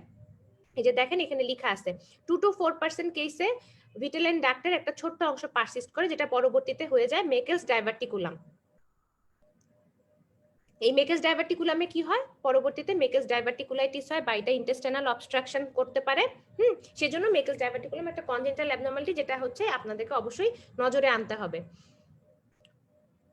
তারপরে গাট রোটেশনে যদি কোনো ডিফেক্ট থাকে সেটাকে বলা হয় হচ্ছে ভলভুলাস। তাহলে দেখেন আপনারা যে জিনিসগুলো ক্লিনিক্যালে পান সেগুলো কিন্তু সবই অ্যাকচুয়ালি ল্যাংম্যানের মধ্যে আছে। আমাদেরকে ল্যাংম্যানের এই ক্লিনিক্যাল কোরিলেটস বক্সগুলো খুব ভালো করে পড়তে হবে। এরপরে চলে আসেন, এটা ছিল মিডগাট, মিডগাটের পরে হাইনগাটের ডেভেলপমেন্ট। হাইনগাট থেকে আপনাদেরকে বেশি ভালো করে পড়তে হবে ক্লোয়েকার থেকে কি তৈরি হচ্ছে। ক্লোয়েকাতে আপনার দেখেন ক্লোয়েকাটার মাঝখানে একটা হচ্ছে ইউরোরেক্টাল সেপ্টাম বলে জিনিস থাকে। হাইনগাটের সবচেয়ে কডাল পার্টের নাম ক্লোয়েকা, সেখানে হচ্ছে আপনার ইউরোরেক্টাল সেপ্টাম বলে একটা জিনিস থাকতেছে। সেই ইউরোরেক্টাল সেপ্টামটা হচ্ছে আপনার ক্লোয়েকাকে দুটো অংশে ভাগ করে, একটা হচ্ছে অ্যানাল ক্যানেল প্রপার, আর সামনের অংশটাকে বলা হচ্ছে ইউরোজেনিটাল সাইনাস। তো হচ্ছে ওই যেটা হচ্ছে হাইনগাটের ওই যে কডাল অংশ বা ক্লোয়েকা, সেটা যে এই যে ইউরোরেক্টাল সেপ্টাম দিয়ে মাঝখানে ভাগ হচ্ছে, পিছনে যে অ্যানাল ক্যানেল প্রপার সেটা হয়ে যাচ্ছে রেকটাম অ্যানাল ক্যানেল, আর সামনে যে ইউরোজেনিটাল সাইনাস সেটা হয়ে যাচ্ছে হচ্ছে আপনার ওই যে ব্লাডার হবে। তারপরে হচ্ছে আপনার ইউরোজেনিটাল সাইনাস থেকে ইউরেথ্রার পার্ট আসবে, ব্লাডার আসবে, ব্লাডারের ট্রাইগোন আসবে, এই জিনিসগুলো আসতেছে। ঠিক আছে, আবার অ্যানাল ক্যানেল যেটা প্রপার সেটাতে কিন্তু পেকটিনেট লাইনের উপরে একরকম, পেকটিনেট লাইনের নিচে একরকম। পেকটিনেট লাইনের উপরে এবং নিচে দুইখানকার ডেভেলপমেন্টাল সোর্স আলাদা। পেকটিনেট লাইনের উপরের অংশটুকু আসে হাইনগাট থেকে, পেকটিনেট লাইনের নিচের অংশটুকু আসে ক্লোয়েকা থেকে। পেকটিনেট লাইনের উপরে ব্লাড সাপ্লাই একরকম, নিচে ব্লাড সাপ্লাই একরকম। উপরে হচ্ছে আপনার ইপিথিলিয়াম কি থাকে, কলামনার ইপিথিলিয়াম, নিচে কি থাকে, স্কোয়ামাস ইপিথিলিয়াম থাকে। তাহলে পেকটিনেট লাইনটা অনেক ইম্পর্টেন্ট। অ্যানাল ক্যানেলের ডেভেলপমেন্ট, অ্যানাল ক্যানেলের স্ট্রাকচার, এগুলো খুবই ইম্পর্টেন্ট। যে পেকটিনেট লাইন দিয়ে কি কি পার্থক্য হয়, উপরে কি হয়, নিচে কি হয়, এটা আপনাদেরকে পড়তে হবে। এই জিনিসগুলোও এখানে দেওয়া আছে। যেমন ধরেন পেকটিনেট লাইন যেটা, সেটার উপরের অংশ আপনার ইনফিরিয়র রেক্টাল আর্টারি দিয়ে সাপ্লাই হচ্ছে, আর নিচের অংশ সুপিরিয়র রেক্টাল আর্টারি দিয়ে সাপ্লাই হচ্ছে। ইনফিরিয়র রেক্টাল আর্টারি কার ব্রাঞ্চ? ইন্টারনাল পুডেন্টাল আর্টারির ব্রাঞ্চ। আর সুপিরিয়র রেক্টাল আর্টারি হচ্ছে ইনফিরিয়র মেসেন্টারিক আর্টারির ব্রাঞ্চ। ঠিক আছে, তাহলে এই যে এই জিনিসটা কিন্তু আপনাদের পরীক্ষায় আসে, আপনারা মনে করবেন যেটা জেনারেল এমব্রায়োলজি থেকে আসে, বাট না, এটা অ্যাকচুয়ালি আপনাদের ল্যাংম্যানের পড়া।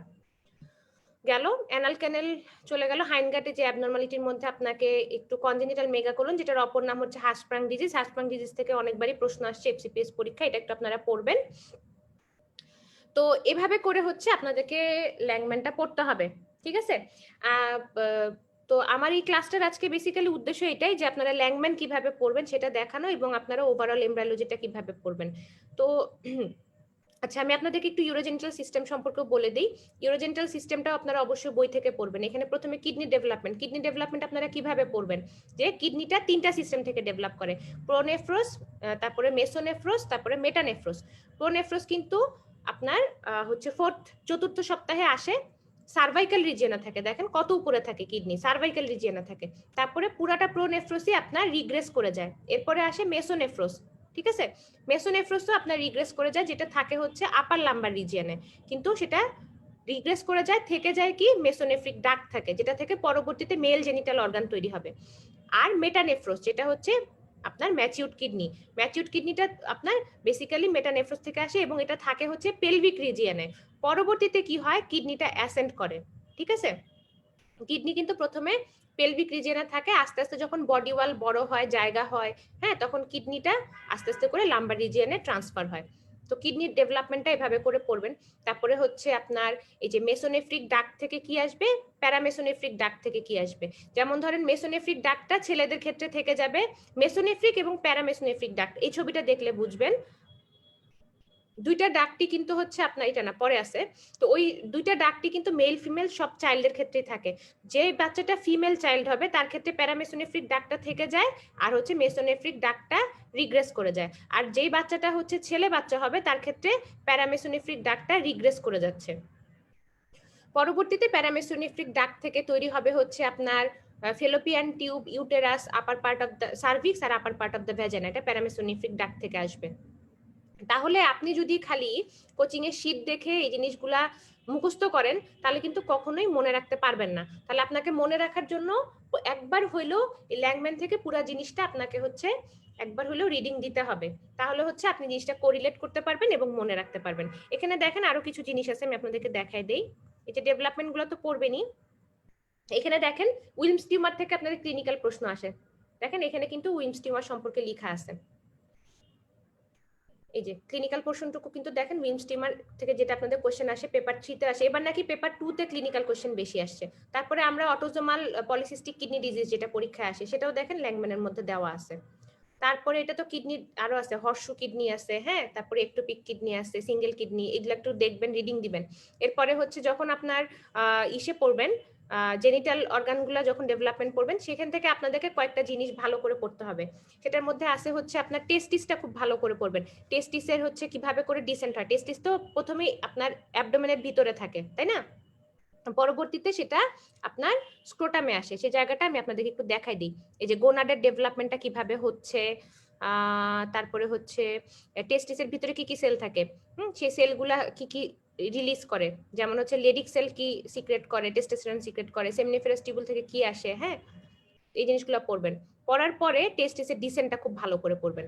টেস্টিসের ডিসেন্টটা কিভাবে, যে এটা কিন্তু সিঙ্গেল বেস পরীক্ষা দিতে পারে, যে SRY জিন যেটা থাকে, সেই জিনটার কারণে হচ্ছে আপনার একটা বাচ্চা ছেলে হয়। এটা হচ্ছে আপনার ওয়াই ক্রোমোজোমে যে short term of the Y chromosome যেটা, সেটাতে যে ফ্যাক্টরটা থাকে সেই ট্রান্সক্রিপশন ফ্যাক্টর, এটা পরবর্তীতে আপনার মুলারিয়ান ইনহিবিটিং ফ্যাক্টর বলে একটা জিনিস রিলিজ করে। সেটা কি করে, প্যারামেসোনেফ্রিক ডাক্টকে রিগ্রেস করে দেয়, তখন ওই বাচ্চাটার মেসোনেফ্রিক ডাক্ট থেকে মেল জেনিটাল অর্গানগুলো তৈরি হচ্ছে। এখানেও দেখেন বুঝার অনেক কিছু আছে। তারপরে চলে আসে যে টেস্টিস সম্পর্কে যেটা বলতে চাচ্ছিলাম, টেস্টিস, হ্যাঁ, টেস্টিস থেকে আপনাকে পড়তে হবে হচ্ছে টেস্টিস কত সপ্তাহে রেট্রোপেরিটোনাল অর্গান থাকে, তারপরে 12 সপ্তাহে টেস্টিসের ডিসেন্ট শুরু হয়, 28 সপ্তাহে টেস্টিস চলে আসে হচ্ছে আপনার ইঙ্গুইনাল ক্যানেলে, তারপরে জন্মের সময় আপনার টেস্টিসটা হচ্ছে স্ক্রোটামে থাকতেছে। কোনো কারণে টেস্টিস যদি আপনার এই যে পাথওয়েটাতে অ্যারেস্ট হয়ে যায়, নিচে নামতে না পারে, তাহলে এটাকে বলা হয় আনডিসেন্ডেড টেস্টিস। যদি দুই পাশেই আনডিসেন্ডেড টেস্টিস থাকে তাহলে সেটাকে বলা হয় হচ্ছে ক্রিপ্টোরকিডিজম। তার মানে তার হচ্ছে স্ক্রোটামের মধ্যে টেস্টিস নাই, এটাকে বলা হয় ক্রিপ্টোরকিডিজম। আর আরেকটা জিনিস হচ্ছে টেস্টিস যদি আপনার কোনো অ্যাবনর্মাল লোকেশনে থাকে, এই যে পাথওয়েটা রেট্রোপেরিটোনাল রিজিয়ন, তারপরে হচ্ছে ইঙ্গুইনাল ক্যানেল, হয়ে স্ক্রোটাম, এই পাথওয়ে না, এই পাথওয়ের বাইরে যদি কোথাও টেস্টিস থাকে, যেমন ধরেন আপনার পেরিনিয়ামে থাকতে পারে, রুট অফ দ্য পেনিসে থাকতে পারে, ফিমোরাল ক্যানেলে থাকতে পারে, এটা হচ্ছে আপনার একটোপিক টেস্টিস। আর ওইটা হচ্ছে আনডিসেন্ডেড টেস্টিস, দুটা কিন্তু গুলানো যাবে না। তারপর টেস্টিস কি কি কারণে ডিসেন্ড করে, অনেকগুলো কারণে টেস্টিস ডিসেন্ড করে। প্রথম কথা হচ্ছে টেস্টিসের টেম্পারেচার থাকতে হবে 32 ডিগ্রি, কিন্তু বডির টেম্পারেচার 37, স্ক্রোটামের টেম্পারেচার 32, সেই টেম্পারেচার ডিফারেন্সের কারণে কিন্তু টেস্টিস নিচে নামে। গুবার্নাকুলাম টেস্টিস, এটা একটা ফ্যাক্টর। তারপরে হচ্ছে টেস্টিসে আপনার বডি ওয়ালের ম্যাচুরেশন, এটা একটা ফ্যাক্টর। তো এরকম অনেকগুলো কারণে টেস্টিসের ডিসেন্ট হয়। আর কি কি কারণে কিডনির অ্যাসেন্ট হয়, কি কি কারণে টেস্টিসের ডিসেন্ট হয়, এই জিনিসগুলো খুব সুন্দর করে ল্যাংম্যানে দেওয়া আছে, সেগুলো আপনাদেরকে পড়ে ফেলতে হবে। তাহলে তারপরে যে ইউরেথ্রা ডেভেলপমেন্ট, মেল ইউরেথ্রা 3টা পার্ট আছে তাই না, ওই যে আপনার হচ্ছে একটা ব্লাডারের ভিতরে, একটা হচ্ছে আপনার পেনিসের ভিতরে যে 3টা পার্ট আছে ইয়ার ইউরেথ্রা, সে 3টা পার্ট কিন্তু 3টা অংশ থেকে আসতেছে। তাহলে এটা আপনারা একটু পড়বেন, ইউরেথ্রা ডেভেলপমেন্ট। তাহলে আমার মনে হয় যে আপনাদেরকে ল্যাংম্যান কিভাবে পড়তে হবে সেটা আমি মোটামুটি বুঝাইতে পারছি। এই যে দেখেন এখানে ক্লিনিক্যাল কোরিলেটস এর মধ্যে দেখেন হাইপোস্পিডিয়াস, ইপিস্পিডিয়াস, এগুলা থেকেও কিন্তু পরীক্ষায় প্রশ্ন আসে। তাহলে আপনাদেরকে ল্যাংম্যানের মধ্যে পড়ার অনেক কিছুই আছে। তো আজকে ক্লাসটা আমি এখানে শেষ করে দিব, যেহেতু এটা একটা ছোট, আপনাদেরকে আমি একটু জাস্ট ওরিয়েন্টেশন দিতে চাইছিলাম। তাহলে আপনাদের যদি কারো কোনো প্রশ্ন থাকে ল্যাংম্যান রিলেটেড বা এমব্রায়োলজি বা পেপার 1 রিলেটেড কোনো কোয়েশ্চেন থাকে তাহলে আমাকে জিজ্ঞেস করবেন। আচ্ছা, আরেকটা কথা আমি আপনাদেরকে বলে দিই, পেপার 1-এ কি কি থাকে, যারা নতুন স্টুডেন্ট অনেকেই জানেন না। পেপার 1-এ যেটা থাকে, পেপার 1 পরীক্ষাটা প্রথম দিন হয়, 50 মার্কসের পরীক্ষা হয়। তো সেখানে 100 মার্কসের পরীক্ষা, 50টা কোয়েশ্চেন থাকে, তার মধ্যে 25টা এসবিএ থাকে, 25টা হচ্ছে আপনার এমসিকিউ থাকে। তো এটা হচ্ছে পেপার 1-এর সিলেবাসটা হচ্ছে আপনার অ্যানাটমি আর বায়োস্ট্যাটিস্টিক্স। এখন অ্যানাটমি থেকে কি কি আসে? Embryology, histology, neuro anatomy, general anatomy, এগুলা। আর বায়োস্ট্যাটিস্টিক্স তো আলাদা একটা অংশ। তো 50টা কোয়েশ্চেনের মধ্যে 10টা ধরে রাখেন বায়োস্ট্যাটিস্টিক্স আসবে হাইয়েস্ট, বাকি 40টাই অ্যানাটমি থেকে আসবে। অ্যানাটমির মধ্যেও আপনাদের জন্য, পেডিয়াট্রিক্স ফ্যাকাল্টির জন্য সবচেয়ে ইম্পর্টেন্ট হচ্ছে আপনার এমব্রায়োলজি অংশটা। এমব্রায়োলজিটা সবচেয়ে ভালো করে পড়বেন। তারপরে পড়বেন হিস্টোলজি। হিস্টোলজি আর এমব্রায়োলজি থেকে পেডিয়াট্রিক্স অ্যানাটমির 50% কোয়েশ্চেন কভার হয়, বাকিগুলো জেনারেল অ্যানাটমি আর নিউরো অ্যানাটমি থেকে আসে। তো জেনারেল অ্যানাটমিটাতে পড়া অনেক বেশি, সেই তুলনায় কিন্তু আপনাদের কোয়েশ্চেন অত বেশি আসে না। তাহলে আপনারা এফোর্টটা কোথায় দিবেন? এমব্রায়োলজি, হিস্টোলজি আর নিউরো অ্যানাটমি, তিনটাতে আপনারা এফোর্ট দিবেন। এটাই হচ্ছে পরীক্ষায় ভালো করার স্ট্র্যাটেজি, যে আপনি কোন অংশটুকু অল্প পড়ে গেলেও পরীক্ষায় বেশি কোয়েশ্চেন পাবেন এবং ভালো করতে পারবেন। ঠিক আছে, এইভাবে করে পড়বেন। আর যদি কারো কোনো কোয়ারিজ থাকে আমাকে জিজ্ঞেস করতে পারেন, আমি অ্যান্সার দিব। কমেন্টও করতে পারেন, আমাকে ইনবক্সও করতে পারেন। আর যারা আমাদের এখানে দেখতেছেন পেডিয়াট্রিক্স এর লং ব্যাচের স্টুডেন্ট আছেন, তাদের হচ্ছে আজকে রাতে একটা ওরিয়েন্টেশন আছে, প্লিজ ওখানে একটু থাকবেন।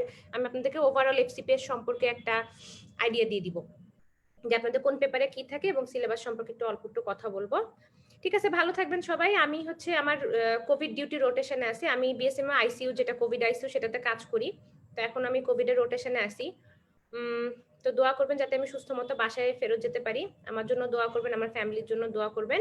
আর সবাই খুব সাবধানে থাকবেন, ভালো মতো পড়ালেখা করবেন। ভালো থাকবেন, হ্যাঁ, আল্লাহ হাফেজ।